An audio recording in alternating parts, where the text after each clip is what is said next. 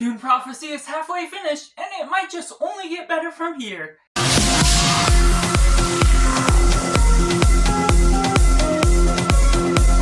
Hey everyone, welcome to Cinema, where we focus on a film. I'm Josh, this is Simply Cinema. Let me know down in the comments below what you think of Dune Prophecy Episode 3. Is it good, is it bad, or somewhere right in the middle? Let me know all your thoughts on the show thus far. I have the review of the first 2 episodes already, but make sure to like this video if you enjoy it, subscribe if you haven't already to join in the film culture community, where we talk about the love of cinema as a whole, and getting right into the synopsis. This episode takes us through flashbacks of Thalia and Tulia, in which they are growing up as sisters, as Harkonnens, and showing the presentation of how long ago the war between the Atreides and the Harkonnens have been taking place that are leading into what the present day of this show is. Getting into my thoughts, first off, the scope and the cinematography continues to be incredible for this series as a whole. The lore and backstories of Dune is great. This is based on the book of the Sisterhood of Dune, if you haven't heard my previous reviews, and generally going into this episode, it goes into different flashbacks.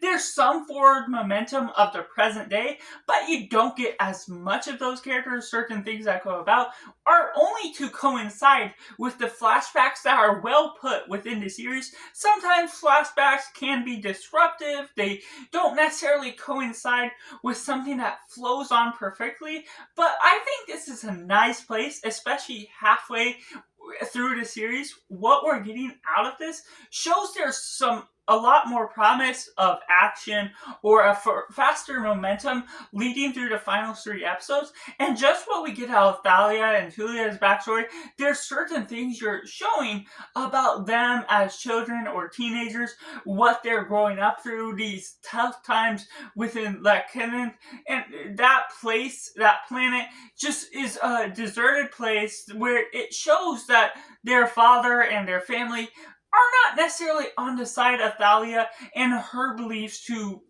be big in her own momentum, what she is doing, the choices she's making, what has led her to become one of the sisters, and how that all coincides with the nature of the story becomes compelling, because I didn't expect this sort of plotline or even the flashbacks to come about within the show, but they're just as important, especially with when you're switching back and forth, with this being primary an episode of lengthier flashbacks, but still the little bits of present day moments show some of the impact of those flashbacks that show just how long ago the battle of the Atreides to our Harkonnens have taken place.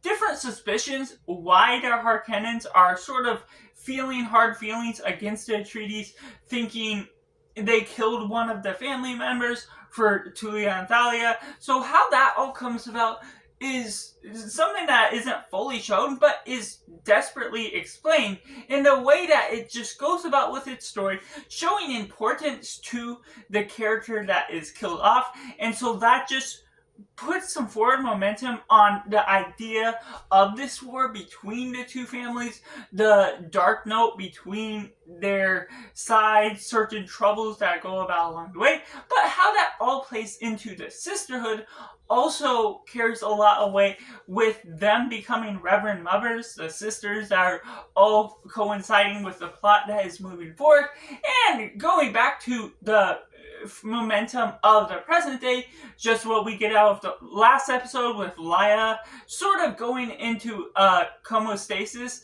just goes about an interesting plot where they sort of persuade you that the sister may have to be getting killed off, and the ending, where I won't reveal what happens, becomes that much more interesting, especially with earlier in the episode, they explain certain ideas or things that goes about the values of the sisterhood that goes against what is being practiced within the finale for this episode, with the thought of machines, other things with the human society. And so how that makes sense to the nature of the culture that we're getting dived into just becomes that much more interesting because of the way they're flowing out with the nature of the story. It may be an hour long, which can be a little bit of a turnoff, just trying to make that time, even though it's a TV show. I tend to sway more toward movies, even if they're longer stories in their own depth.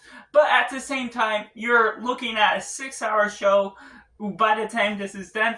But ultimately, upon each episode, I'm proven wrong with the hour length being possibly too long.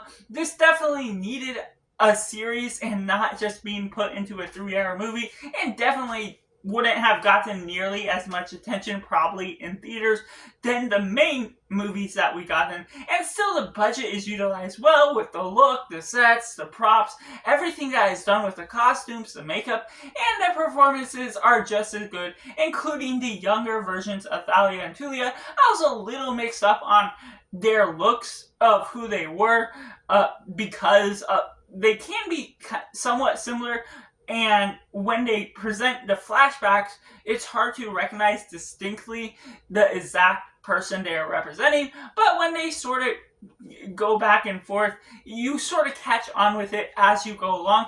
So this is still one of the better episodes of this series that I have gotten into thus far, which I have to rate this episode as simply 8 out of 10.